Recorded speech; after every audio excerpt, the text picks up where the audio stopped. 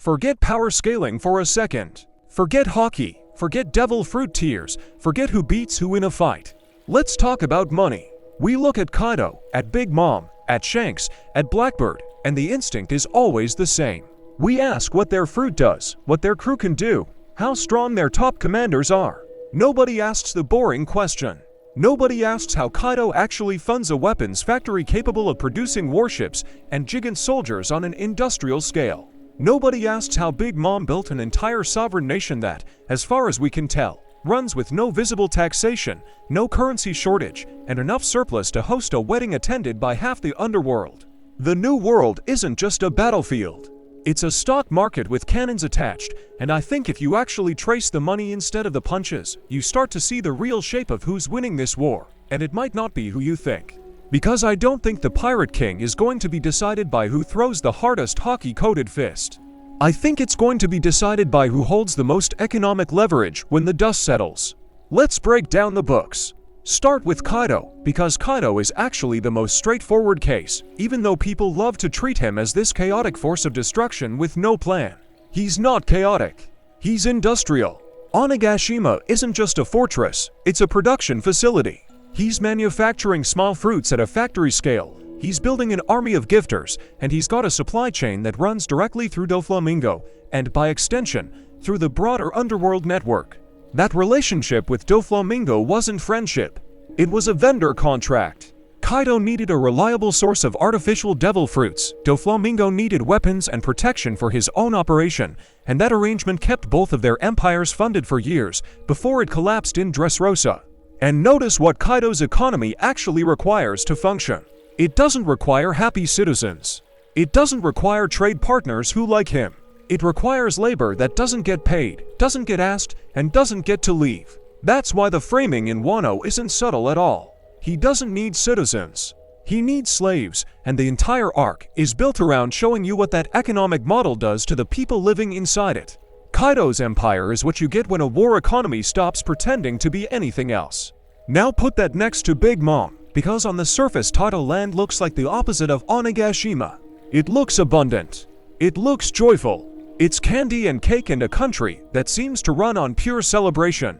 But look at the actual mechanism underneath the sugar, because Big Mom's entire nation operates on what's basically a life tax. The homies, the sentient food and furniture that populate her kingdom, are built from stolen lifespan, from pieces of years taken off the people who choose to stay in her territory. And I want to push back a little on the instinct to just call this evil and move on, because I think there's something more interesting going on structurally. This is closer to an extreme, involuntary pension system than it is to simple villainy. You get protection, you get resources, you get to live inside one of the wealthiest nations in the New World, and in exchange, the nation quietly takes a percentage of your remaining time on Earth as its currency. It's a tax paid in years instead of berries. Most people in Tata Land don't even seem to fully register what they're paying, the same way most of us don't spend our lives thinking hard about what gets deducted from a paycheck before it ever reaches us. Big Mom didn't invent evil. She invented a tax system so smooth that the population barely notices they're the ones funding the empire, one lifespan at a time. Then there's Shanks, and Shanks is genuinely the outlier here, because Shanks doesn't seem to run an economy at all in the traditional sense. He doesn't tax territory. He doesn't manufacture weapons.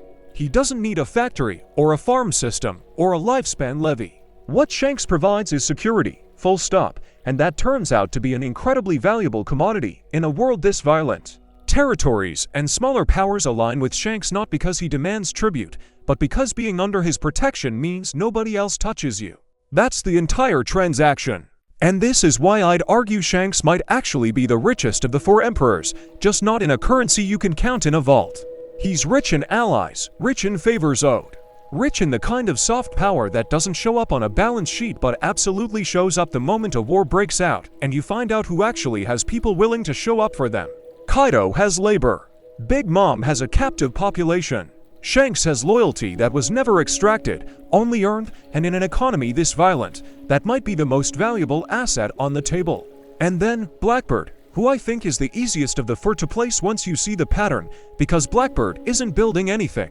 He's not running a factory, he's not maintaining a nation, he's not providing security to anyone but himself. Blackbird's entire economic model is extraction. He moves into a territory. He takes what's valuable, whether that's a devil fruit, a prisoner with strategic value, or an entire island's worth of resources, and then he moves on, leaving very little behind for anyone who was actually living there. That's not an empire. That's a raid dressed up as an empire. If you want the real-world comparison, Blackbird is basically a venture capitalist who buys distressed companies, strips them for parts, sells off whatever has value, and walks away from the wreckage without a second thought about what happens to the people who used to work there. Every other emperor on this list, even the terrifying ones, is at least building something that sustains itself over time. Blackbird is the only one whose entire model requires him to keep finding new places to hollow out, because he's never actually created a system that can generate value on its own. So that's the board.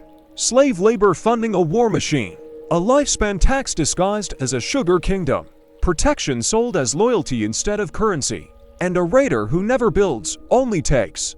For completely different economic philosophies, and every single one of them requires either fear, extraction, or obligation to keep running.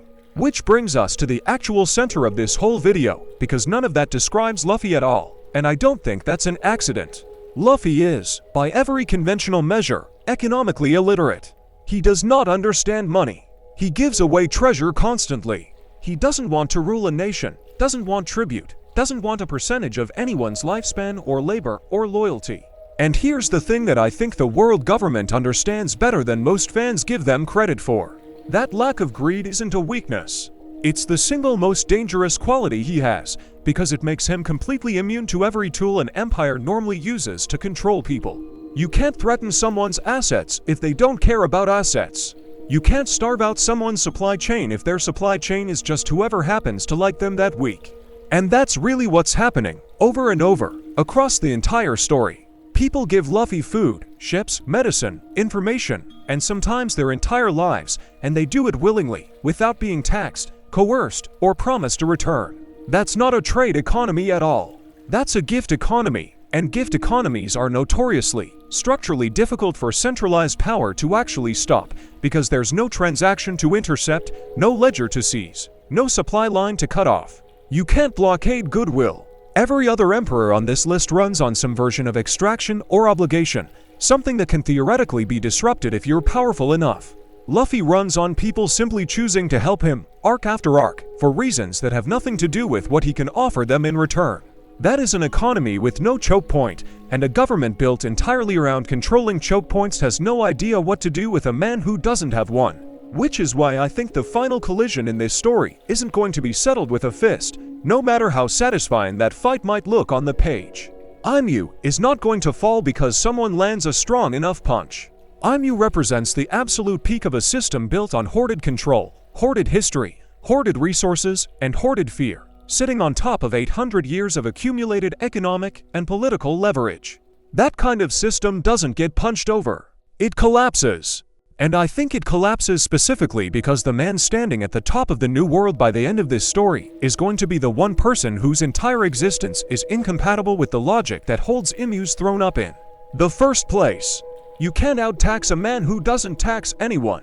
You can't out-extract a man who gives everything away. The system of money and obligation that's propped up every single power structure in this world finally meets someone it has no leverage over at all, and that, more than any single battle, is what actually brings the whole thing down.